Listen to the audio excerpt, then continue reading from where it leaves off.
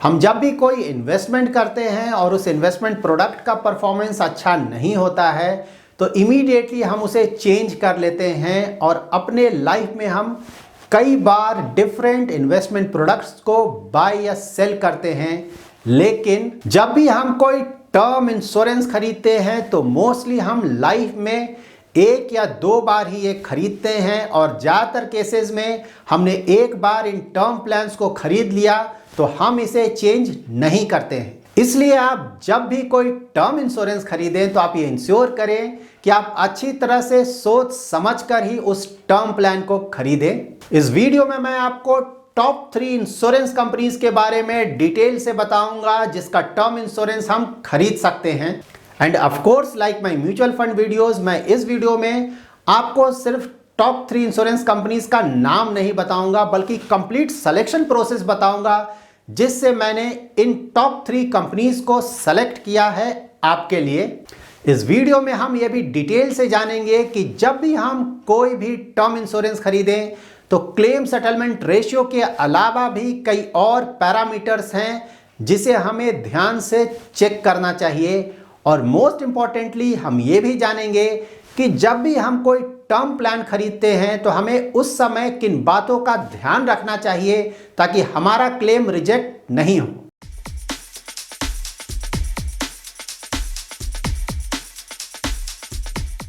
India में total 24 life insurance companies हैं। इन 24 life insurance companies से हम टॉप 3 लाइफ इंश्योरेंस कंपनीज को सेलेक्ट करेंगे जिनसे हम अपना टर्म इंश्योरेंस खरीद सकते हैं। नाउ हम इन ऑल 24 लाइफ इंश्योरेंस कंपनीज का premium underwritten amount, solvency ratio, claim settlement ratio and claim rejection ratio check करेंगे और उसके बेसिस पे टॉप 3 कंपनीज सेलेक्ट करेंगे। यहाँ पे आप इन कंपनीज का premium underwritten amount check कर सकते हैं फॉर फाइनेंशियल ईयर 2018-19 एंड 2019-20। मैंने यहाँ पे टॉप 10 कंपनीज को हाईलाइट किया है जिनका प्रीमियम अंडर रिटेन अमाउंट सबसे ज़्यादा था। ये कंपनीज हैं LIC, SBI Life, ICICI Pru Life, HDFC Life, Max Life, Kotak Mahindra Life, Bajaj Allianz Life, Tata AIA Life, Aditya Birla Sun Life and PNB Met Life. नाम इन कंपनीज का सॉल्वेंसी रेशियो चेक करेंगे। सॉल्वेंसी रेशियो से हमें ये पता चलता है कि इन कंपनीज का फाइनेंशियल हेल्थ कैसा है। सॉल्वेंसी रेशियो ज़्यादा है इसका मतलब ये हुआ कि वो कंपनी अपने short term and long term liability को मीट करने में काफ़ी हद तक कैपेबल है। यहाँ पे हमें ये भी ध्यान में रखना चाहिए कि जो काफ़ी बड़ी लाइफ इंश्योरेंस कंपनीज हैं उनका लायबिलिटी भी काफ़ी ज़्यादा होगा, इसलिए उनका जो सॉल्वेंसी रेशियो है वो रिलेटिवली कम होगा। कुछ बड़ी लाइफ इंश्योरेंस कंपनीज जिनका सॉल्वेंसी रेशियो काफ़ी अच्छा है वो कंपनीज हैं Bajaj Allianz life, Kotak Mahindra life, Tata AIA life and max life. ना हम इन कंपनीज का क्लेम सेटलमेंट रेशियो चेक करेंगे। क्लेम सेटलमेंट रेशियो का मतलब ये हुआ कि अगर किसी भी लाइफ इंश्योरेंस कंपनी के पास 100 क्लेम्स आते हैं सेटलमेंट के लिए तो आउट ऑफ 100 क्लेम्स वो कंपनी कितने क्लेम्स को सेटल करती है। So suppose out of 100 claims अगर कोई कंपनी 96 क्लेम्स को सेटल करती है तो इस केस में उस कंपनी का क्लेम सेटलमेंट रेशियो 96% होगा। यहाँ पे मैंने इन लाइफ इंश्योरेंस कंपनीज का 2 फाइनेंशियल ईयर का क्लेम सेटलमेंट रेशियो लिया है, that is financial year 1920 and financial year 1819। इन 2 फाइनेंशियल ईयर के कंपैरिजन से हमें यह भी पता चलेगा कि as compare to last year recent year में इस लाइफ इंश्योरेंस कंपनी का क्लेम सेटलमेंट रेशियो ऊपर गया है या फिर नीचे गिरा है। So claim settlement ratio wise जो टॉप 3 कंपनीज हैं वो है max life insurance company, HDFC life insurance company and Tata AIA life insurance company.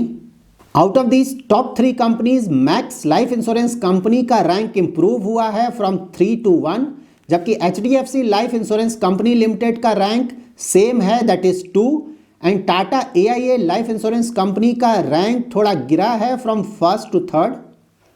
यहाँ पे अगर आप नंबर 16 LIC ऑफ इंडिया का क्लेम सेटलमेंट रेशियो देखें तो इनका क्लेम सेटलमेंट रेशियो पहले से थोड़ा गिरा है। आउट ऑफ दीज कंपनीज, जिन कंपनीज का भी क्लेम सेटलमेंट रेशियो अबाउट 95 के आसपास है, उन कंपनीज का क्लेम सेटलमेंट रेशियो अच्छा माना जाएगा। यहाँ पे नंबर 22, 23 एंड 24 3 ऐसी कंपनीज हैं जिनका क्लेम सेटलमेंट रेशियो काफ़ी कम है। ये कंपनीज हैं Shriram life insurance, Sahara life insurance and Edelweiss Tokyo life insurance. Now हम इन कंपनीज के क्लेम सेटलमेंट रेशियो को और डिटेल में जानेंगे। यहाँ पे मैंने 24 लाइफ इंश्योरेंस कंपनीज का for financial year 2019-20 total claims and claim settlement ratio mention किया है। अगर आप टोटल क्लेम्स देखें तो पहले आपको नंबर ऑफ पॉलिसीज दिखेगा और सेकेंड आपको दिखेगा बेनिफिट अमाउंट इन करोर्स। तो जो हम claim settlement ratio generally check करते हैं वो होता है as a percentage of policies, लेकिन हम जब भी किसी लाइफ इंश्योरेंस कंपनी का क्लेम सेटलमेंट रेशियो चेक करें तो आइडियली हमें उसका claim settlement ratio as percentage of benefit amount भी चेक करना चाहिए। बेनिफिट अमाउंट का मतलब ये हुआ कि लाइफ इंश्योरेंस कंपनीज के पास जो टोटल क्लेम आया था उस टोटल क्लेम का अमाउंट क्या था। यहाँ पे हमें ये देखना जरूरी होगा कि इन कंपनीज ने out of this total amount कितना अमाउंट पे किया है। यहाँ पे अगर आप इन 24 लाइफ इंश्योरेंस कंपनीज का claim settlement as percentage of benefit amount देखें तो इन ज़्यादातर कंपनीज का जो क्लेम सेटलमेंट रेशियो है वो रिलेटिवली काफ़ी कम है। इन कंपनीज में जिस कंपनी का सबसे बड़ा डिफरेंस आता है वो है number 5, that is Exide Life insurance company. इस कंपनी का अगर आप claim settlement ratio as percentage of policy check करें तो ये है 98.15%, जबकि claim settlement as percentage of benefit amount check करें तो वो सिर्फ 87.94% है। यहाँ पर अगर आप नंबर 16 दैट इज LIC का परफॉर्मेंस देखें तो इनका परफॉर्मेंस काफ़ी अच्छा है, क्योंकि दोनों तरह के क्लेम सेटलमेंट रेशियो काफ़ी अच्छे हैं और दोनों क्लेम सेटलमेंट रेशियोज़ में भी बड़ा डिफरेंस नहीं है। किसी भी कंपनी का अगर क्लेम सेटलमेंट रेशियो 96% है तो इसका मतलब ये नहीं हुआ कि जो रेस्ट 4% का क्लेम है उस क्लेम को कंपनी ने रिजेक्ट कर दिया है। हो सकता है कि कंपनी ने अभी तक ये जो 4% का क्लेम बचा हुआ है उसमें से काफ़ी केसेस में अपना फाइनल डिसीजन नहीं लिया है कि उस क्लेम को सेटल करना है या नहीं। इसीलिए हमें खुद के लिए top life insurance company select करने के लिए किसी भी कंपनी का क्लेम सेटलमेंट रेशियो चेक करने के साथ साथ हमें उस कंपनी का क्लेम रिजेक्शन रेशियो भी चेक करना चाहिए। यहाँ पे अगर आप लास्ट 2 कॉलम्स को चेक करें तो यहाँ पे claim rejection as a percentage of policy है और claim rejection as a percentage of benefit amount है। यहाँ पर अगर आप number 2 HDFC life insurance company limited का परफॉर्मेंस देखें तो उनका परफॉर्मेंस काफ़ी ज़्यादा अच्छा है। HDFC लाइफ इंश्योरेंस कंपनी का claim rejection as a percentage of policy सिर्फ 0.43% है और claim rejection as a percentage of benefit amount सिर्फ 3.63% है, जो कि काफ़ी अच्छा है। यहाँ पे अगर आप नंबर 16 दैट इज LIC का परफॉर्मेंस देखें तो इनका भी परफॉर्मेंस काफ़ी अच्छा है। इनका claim rejection as a percentage of policy सिर्फ 0.81% है और claim rejection as a percentage of benefit amount सिर्फ 1.5% है। LIC के ये नंबर्स और भी ज़्यादा अच्छे हो जाते हैं जब आप ये कंसिडर करते हो कि number of policies and benefit amount LIC का काफ़ी ज़्यादा है as compare to other companies.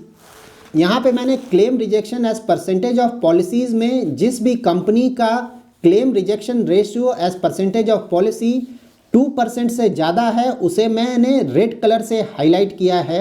साथ ही मैंने claim rejection as percentage of benefit amount में भी उन कंपनीज़ को रेड कलर से हाईलाइट किया है जिनका परसेंटेज 5% से ज़्यादा है। सो यहाँ पे मैंने इन 24 कंपनीज के जिस भी पैरामीटर को रेड कलर से हाईलाइट किया है उसका मतलब ये हुआ कि उस पर्टिकुलर पैरामीटर में उस कंपनी का परफॉर्मेंस ज़्यादा अच्छा नहीं है। So now after this detailed analysis, term insurance खरीदने के लिए हमारी टॉप 3 लाइफ इंश्योरेंस कंपनीज होंगी। नंबर 1 रैंक पे है HDFC life insurance company limited.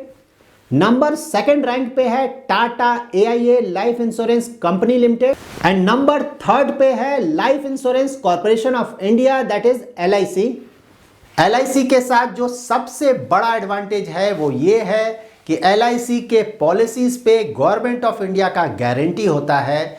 इसका मतलब ये हुआ कि इन फ्यूचर अगर LIC में कोई प्रॉब्लम आता है तो गवर्नमेंट ऑफ इंडिया उसके क्लेम्स को पूरा करेगी। लेकिन साथ ही LIC का एक बहुत बड़ा डिसएडवांटेज ये है कि LIC का जो टर्म इंश्योरेंस का प्रीमियम अमाउंट होता है वो ज़्यादा होता है as compare to other life insurance companies. So now हमने अपना top 3 life insurance company decide कर लिया है, लेकिन जो रेस्ट की लाइफ इंश्योरेंस कंपनीज भी हैं उसमें भी ज़्यादातर कंपनीज काफ़ी अच्छी कंपनीज हैं, क्योंकि ज़्यादातर पैरामीटर्स में इन कंपनीज का जो डिफरेंस है वो बहुत ज़्यादा नहीं है। इस वीडियो में मैंने जो भी डिटेल्स प्रोवाइड किया है उसके बेसिस पे आप काफ़ी आसानी से खुद के लिए एक अच्छा लाइफ इंश्योरेंस कंपनी फाइनलाइज कर पाएंगे, जिससे कि आप अपना टर्म इंश्योरेंस खरीद सकते हैं। सो नाउ हमने खुद के लिए एक काफ़ी अच्छा लाइफ इंश्योरेंस कंपनी फाइनलाइज कर लिया है।